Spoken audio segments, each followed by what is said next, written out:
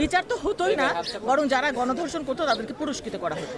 তামান্না আক্তার নামে এই 5 বছরের বাচ্চাটা 8 বছরের বাচ্চাটাকে মানে ধর্ষণ করার জন্য যে চেষ্টা করেছিল একটা নরপশু, মানে চকলেটের লোভ দেখিয়ে দোকানে শাটার বন্ধ করে, ওর মা যদি তখন না ধরা পড়তো তাইলে তো হয়তো অনেক বড় ক্ষতি হয়ে যেত মেয়েটার।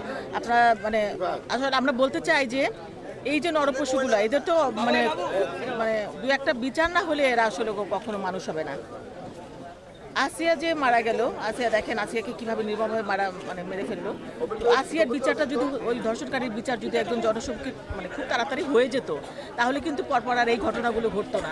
যেটা আমার শেরপুরে ঘটেছে, ময়মনসিংহে ঘটেছে, এরকম 8 বছরের বাচ্চাদের, বয়স্ক মানুষও এরকম রেপ হয়ে মানে মারা গেছে। কুমিল্লাতে একজন মেরে ফেলেছে, একদম রেপ করে মেরে ফেলেছে। তো আমাদের দেশটা তারেক রহমান যখন এটা পেপারে দেখেছেন, মানে টিভিতে দেখেছেন, উনি সঙ্গে সঙ্গে কালকে আমাকে ফোন করে বলেছেন যে আপনি ভাবি যান, বলেন যে আমি তাদের পাশে আছি। তো আমাদের ভারপ্রাপ্ত চেয়ারম্যান এই তামান্নার পাশে আছে, তামান্নার পরিবারের পাশে। সেই জন্য আমরা আজকে এসেছি। আমাদের গিয়াস ভাই, দীপু ভুইয়া, আপনাদের এলাকার মানে এই এলাকার গণ্যমান্য ব্যক্তি, মানে রাজনৈতিক ব্যক্তিত্ব, তাদেরকে সাথে নিয়ে আমরা জানাতে এসেছি যে তারেক রহমান এই পরিবারের পাশে আছে। আমাদের দেশনেত্রী বেগম খালেদা জিয়াও শিখিয়েছেন, যেখানেই নারী নির্যাতন সেখানেই জাতীয়তাবাদী মহিলা দল। আমি মহিলা দলের সভানেত্রী, মহিলা দলের পক্ষ থেকে তারেক রহমানের পক্ষ থেকে এসেছি।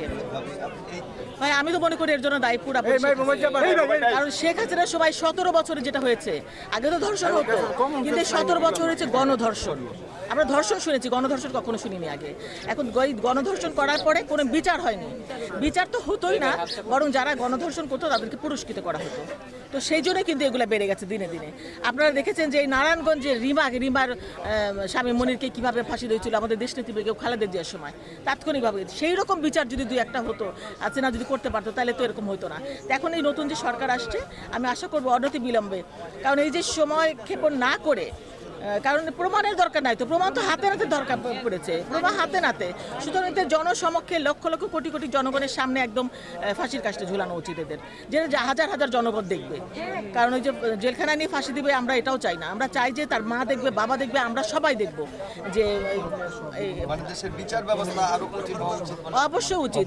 যদি এতে আইনে কাভার না করে, নতুন সরকার আসে নতুন আইন করবে, কারণ জনগণের যেটা দাবি সেটাই আইন। সেই যে আইনে, তাহলে ইসলামিক আইনে করুক। ইসলামিক আইনে তো আছে যে তার গণসম্মুখে পাথর নিক্ষেপ করে তাকে মৃত্যুদণ্ড কার্যকর করা।